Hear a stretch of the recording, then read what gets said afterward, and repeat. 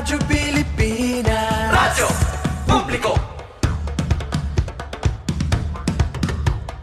Radyo Pilipinas, Radyo Publiko.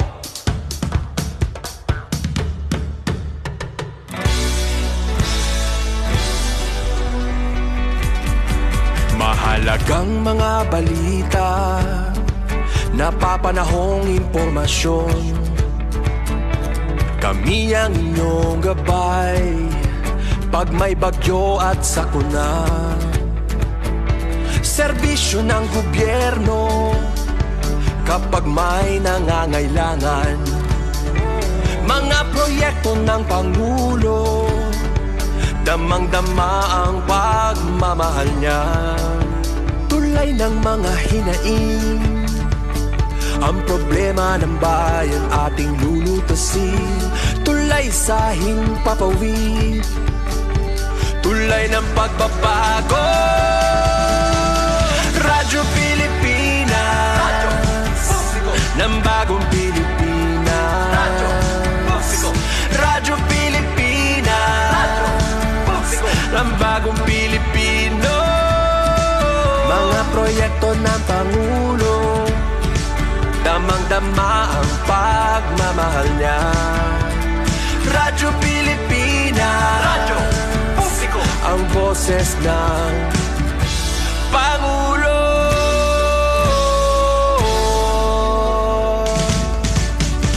Karamay niyo kami, kahit malayo man kami nakakarating.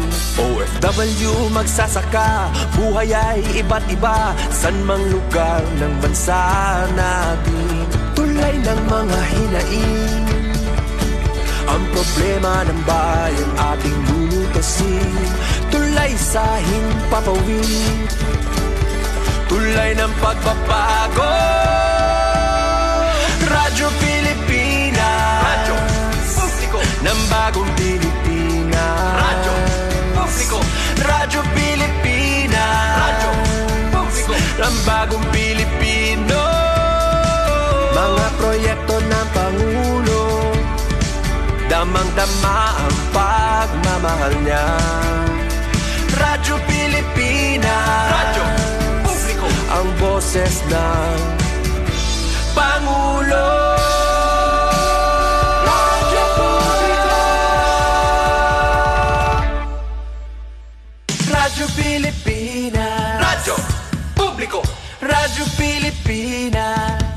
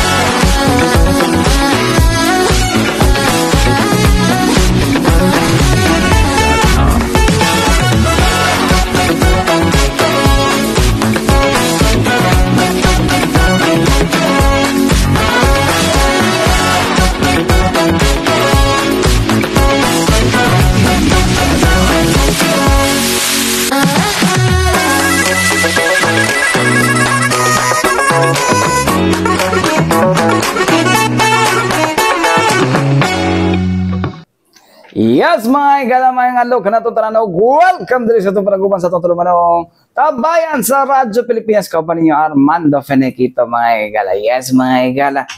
Kamusta mo diya? Okay ba inyong panahon diya, no? Ulo ko dungog na ginataligsik, mga igala, no? Or na yung mga kuan, no? Sa babala nga mga kakulian sa panahon. Ang kakulian is init kayo karong panahon na mo ito, no? Dako kayo kung suot. No? Kuan siya. Kaning exercise, no? Akong timbang kadi naman pang exercise akong timbang karon kay namayat mo ko char. Ito mga igala ay musta man mo dira sa inyong lugar karon, no? Asa man mo nagadala pa magtubig ano inom gyud tubig permintigid mga igala, no? Kay para di ta makuan, no? Hindi ta actually mga igala isa sa mga dahilan sa muscle cramps mga igala, no? Kaya sobrang kainit. No, ma-dehydrate mga higala niya muscle wala na makuan. So mo may tabo na gani muscle cramps mga higala. Cramps sa pabana biko mo ga biko no. Dali na kita kuan sa mas may tubig mas safe ang tubig mga higala.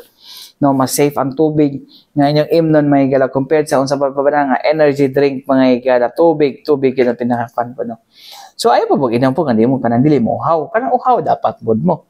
No, pwede po tandali malumos pod, no? Kaya nabi tayo mga nabasa pod ba yan, no? Ambot lang kung fake news ba na, no? Siguro no, kung mamatay, siguro kung may higala nun niya, na yung magawas ng mga issue, ingon lang ako daan siguro kung pamilya na fake news na. Charing. Bita mga higala, eh. Dirita sa to ang hisgutanan karon mga higala, no?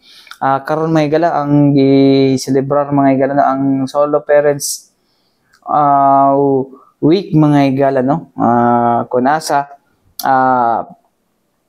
kuan no? Ato ang magmo po ni siya ang kuan po sa tong anniversary mga higala, no? Sa pagkapasa sa kaning expanded Solo Parents Act mga higala. Kaning kuan no? Mo na siya ang kuan karon mga higala, no?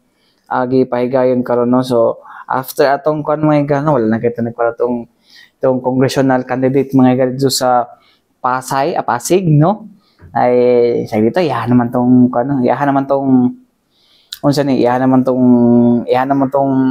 pagbayaran kay gibash man siya maayo. Ayo ba kung may po ang ning mapug unsa ni tan ay na siya kay pangit na siya tutut.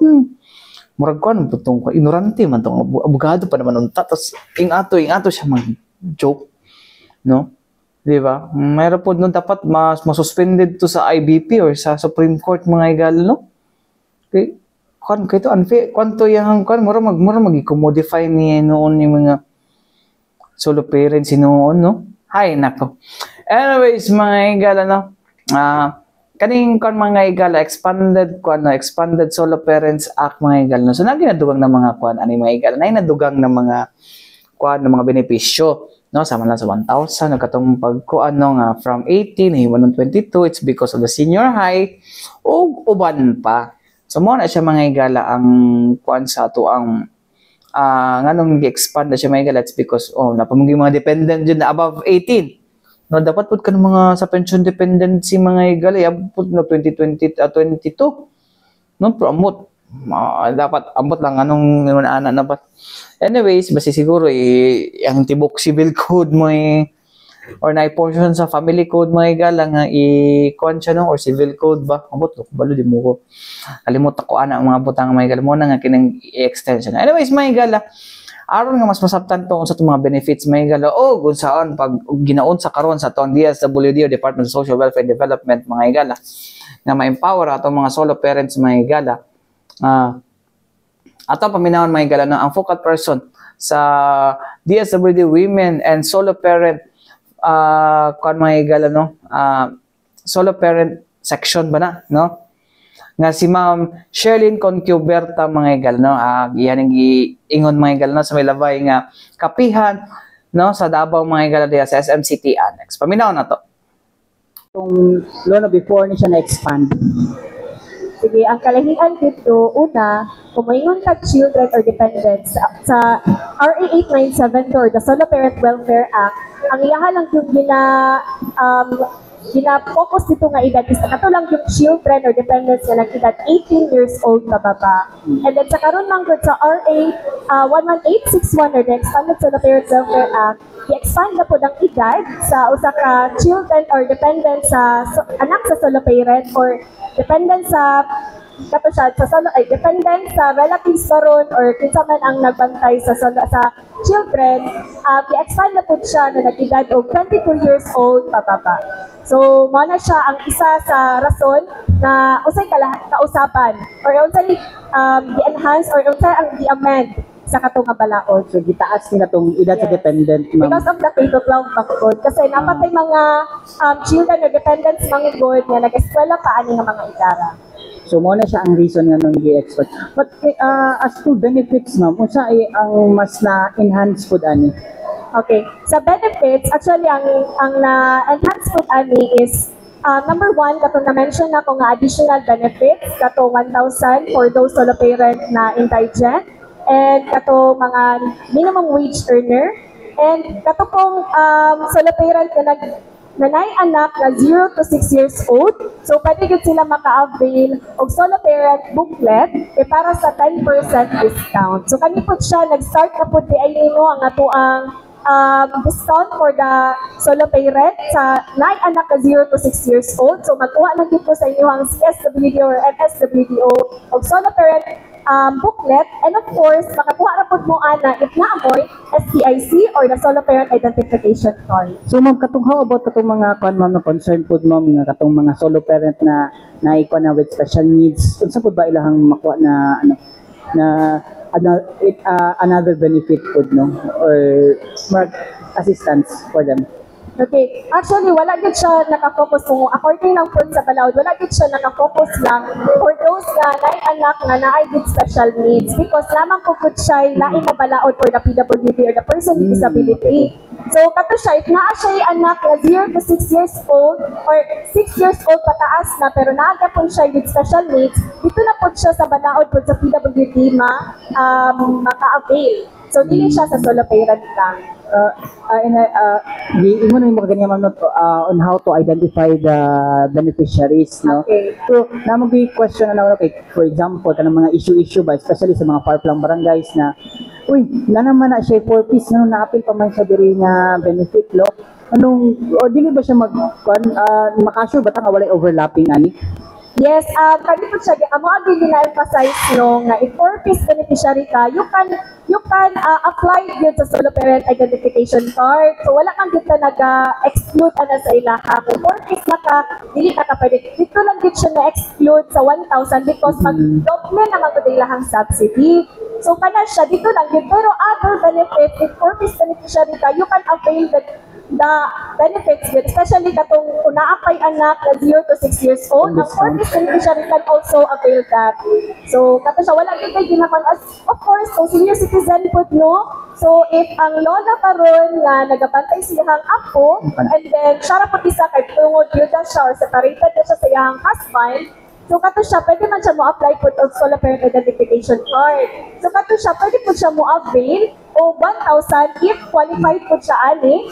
And of course, kato kung if 0 to 6 years old pa iyang ang ibantayan, iyang dependent, pwede po siya maka-avail po dato 10% discount. So magkuha lang po siya og solo parent booklet sa ilahang LGU. So clarify na ko ma'am, katong mga lola nga mo nagabantay sa ilang apo, pwede sila maka-avail and makakuha og solo parents identification card. Yes, basta karoon lang po na ko nga kani si lolo or si lola separated or byuda na siya sa iya, byuda na siya. So solo po siya. So solely siya po nag-provide sa needs sa iyang apo or iyang pagumangkon ba or iyang dependents. So nag-edad og 22 years old pa baba. So ma'am, lasa lang ma'am, kasagaran kaningaling ng mga lolog-lola na magbantay is nasa mga bukid-bukid na, well, so na po sila pag kuha na ma-register sila, especially mo itong ni Marlon kaganiha na lisod man kayo makaadto gani sa silang poblasyon lang. How about paunsa sila nga maabot sa mong service? Okay, so actually mo din ang among advocate, a part of our advocacy campaign, and of course our technical assistance for the LGU no nga mo din na-capacitate ang mga barangay sa barangay level because kani magud sila nga tong partner sa ground. So kana siya, amo adto siyang gina-capacitate nga dili lang gid nato i-limit lang sa kung kinsa lang kay mo adto sa ilahang opisina, but of course mo adto pud sila, mo reach out pud sila sa ilahang purok baron. And kato siya, amo adto siyang gina-emphasize nga kailangan pud capacitate yung mga purok leaders or solo parent po ninyo nga mga leaders kay atoan naman po nila organize no, ang ibang LGUs po organize naman po niya mga solo parent. So pwede ra po tap sa to mga solo parent presidents o mga officials na pwede po maka-reach out po sa to ang mga senior citizens po or katong mga vulnerable na mga solo parent that they cannot go for the office no na maka-avail ang mga services. So una siya ang among advocacy campaign at technical assistance for the LGU youth na capacitate yun sila. So, mo to mga igala, no? Ang pahayag ni Ma'am Sherlyn Concuberta, mga igala, ng focal person sa women on women and solo parent mga igala sa Department of Social Welfare and Development mga igala. I hope nasabtan na to no mo tang crucial role sa barangay mga igala. No, kamo ang mangita mga igala no unsa ni pagparehistro sa inyong mga solo parent diha mga igala no para makakuha og ID card mga igala no. Solo identification card tapos kani the usual ko ano pag solo parent ka mga igala pwede ka maka-avail og 7 days na solo parent solo parent leave. Kung solo parent ka, no, alam mo kay dabi ba mga kuan mga mga bakakon kaayo. No? Gamit-gamito din pamilya kay kuan pag mapaut ba nagrason, ningon solo parent siya. Ayaw ana no kay kung pag pag tinud-on mo nga kasuhan mo, magpailakilak mo, drama-drama, mapa-victim na. Di ba? Ayaw mo pa makakana mga igala. Anyways mga igala, balik ito man lang sa mga importante pa inumdum din nga to si Diana. Yes mga igala, balik kita diri sa ito panag-uban sa atong tulumanong tambayan sa Radyo Pilipinas. Kabar niyo Armando Finiquito mga igala. No? Anyways mga igala, no? Dahil niya po itong hisgutan may kitabo diha sa atong agro-cooperative mga igala. Ano mo kay hisgutan ginay muna man do? Well, kuan man gud siya mga igala no na una, controversial siya. Ikaduha, kuan po siya mga igala no nahimo nakahatag na siya og kaning public relevance mga igala, especially sa katong mga engage into cooperative mga igala, not just kuan mga igala no, not just kaning kada sa agdo-coop ng mga members ng mga igala no, but also other cooperatives mga igala no, nga ma-ensure nila mga igala no, nga wala yung ani nga mga klase nga mga panghitabo silang kuno manigurado sila, and then magpakabana pud sila mga igala sa pag-apil sa mga assembly. No, importante gid ang mga apil assembly kay diha nato may bawaan day mga igala no kung sa mga nahitabo sa tuang kooperatiba. Mo na siya karon mga igala, this will serve no as warning ba or kan ba kaning reminder sa tua nga kuan. Reminder sa tua nga do na tay kanay ato mga nanay mga official di mga igal no takabalo nga naday mga ulterior motive mga igal kaya ulterior motive og uban pa no, so mo na ang kuan mga igala mo na nga kailangan din nato kuan mga igala no, kailangan nato may bawaan siya mga igala. So ani mga igala issue sa kuan dapat kaning ang kuan mo gud is nahulog sa personal no, kung asa dili dapat na yung ana nga mahulog sa personalan. Or lagi, idako na so, ang kuan lang is nagilain nga mga kuan ginabutang mga igala. Anyways mga igala, di ba katong March 30 or 31 ba to? Sabado? Sabado ba to? 29 ba to? March 29? March 29. Oo nga. Gisulong nila dito sa kuan, gisulong nila dito sa ilang main office mga igala diya sa may obrero no, nga giransak pa nila mga igala. No, let to find out nga illegal dito lang gibuhat ng mga igala. Well, illegal wala may kuan, wala may court order nga nag-ingon nga ilang forcibly kuan na mga igala unless kung criminal na mga igala. Kung wala criminal na sa sud ng igala din for kuan na siya reasonable force no para sudlon. So ambot lang. Well, lisod tagkuan kay abogado po biyang pikas ang kuan mga igala. Anyways mga igala, ato po tan mga igala na uban pang mga kuan karon sa sa Agdao Multipurpose Cooperative mga igala no. With regards sa ni napuli siya panawagan mga igala na especially sa katong mga kuan no kay murag especially sa tong mga naay loan mga igala no. Ayo po tan niyo kuan no. Anyway, ayaw po tayo din yung likay-likay, no? Mo, siguro nga ng uban may igal, ni kampi daw dito speakers, ingon sumala pa nila. Gusto nila magkagubot. Kung magkagubot sila, they are, kung daw mga igala, they are, siya tawagan eh, they are,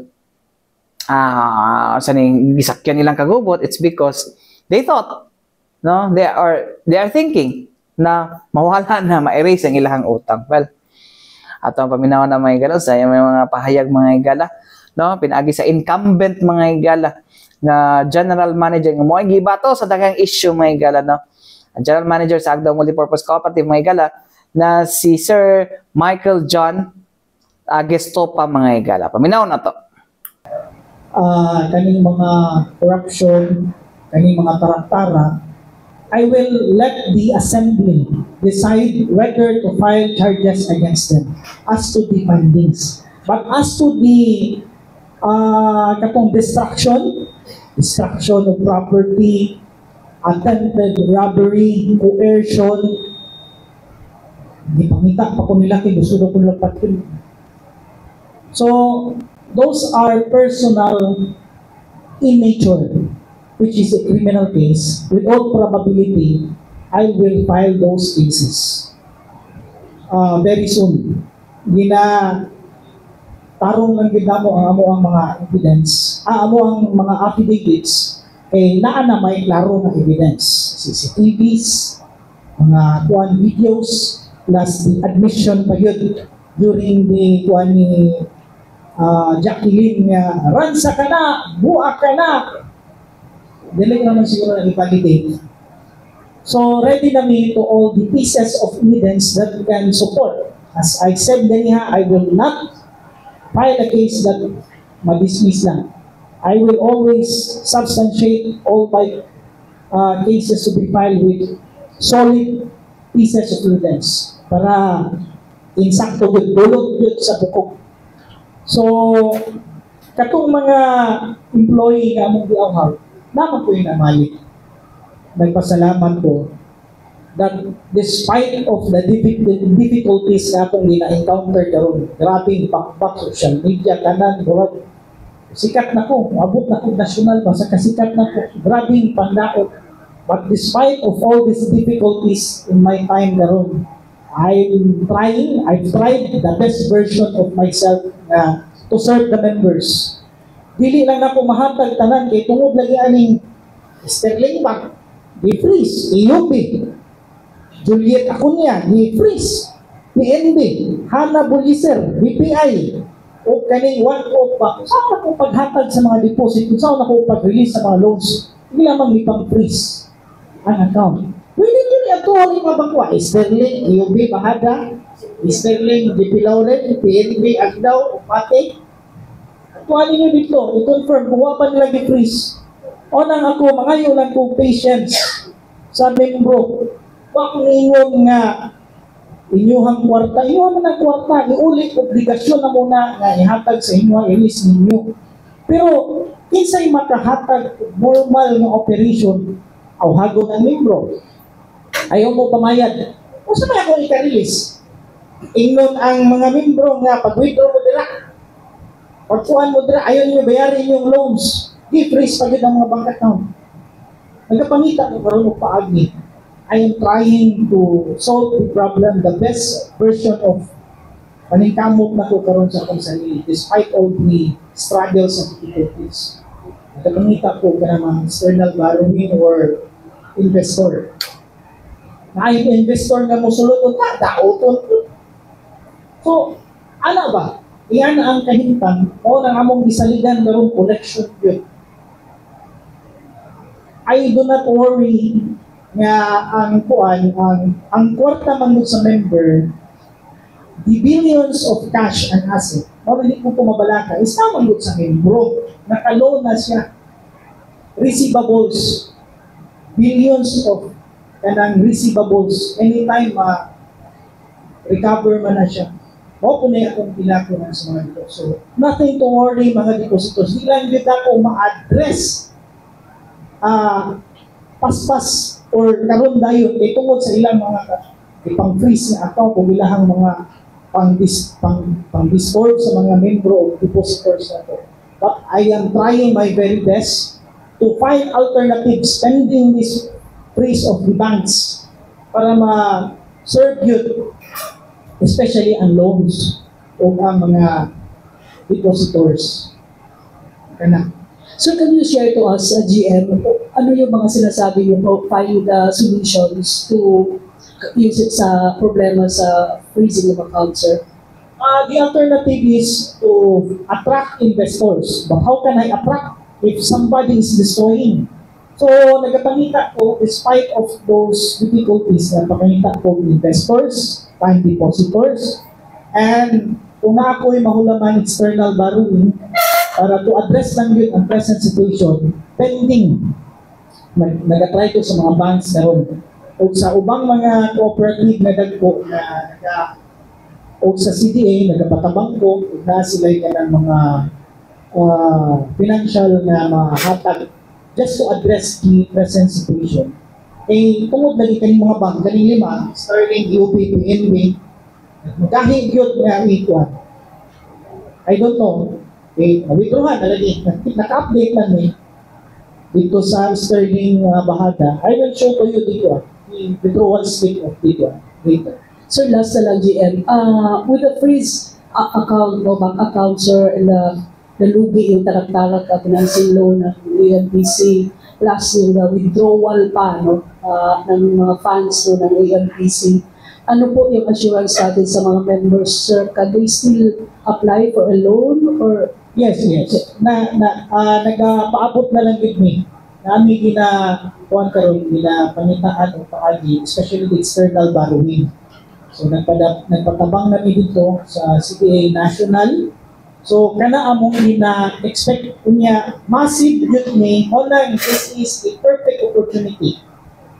Address to all members, especially katong naay mga loans.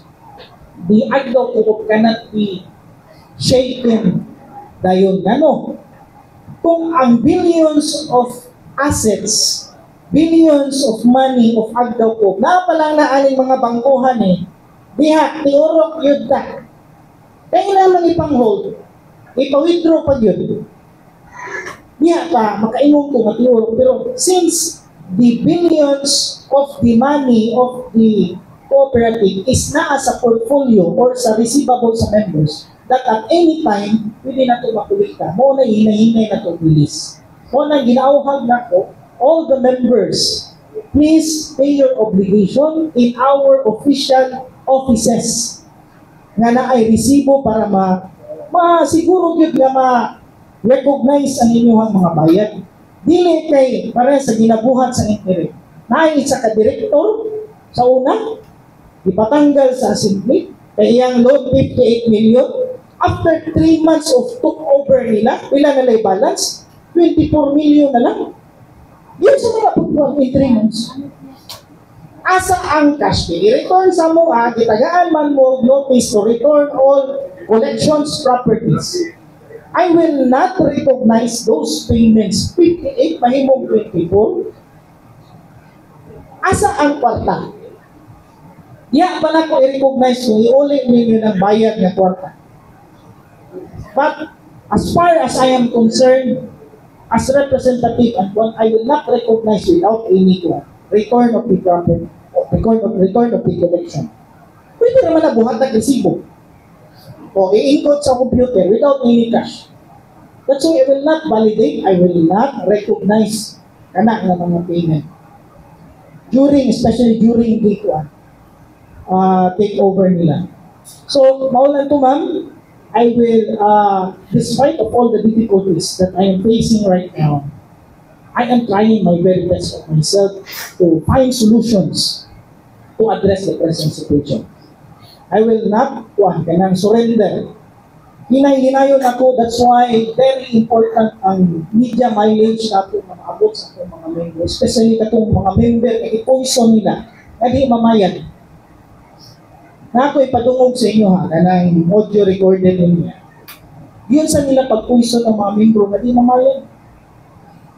Coming from an employee sa una, interim employee sa mental branch, ipadungog na ko na sa inyo after ito.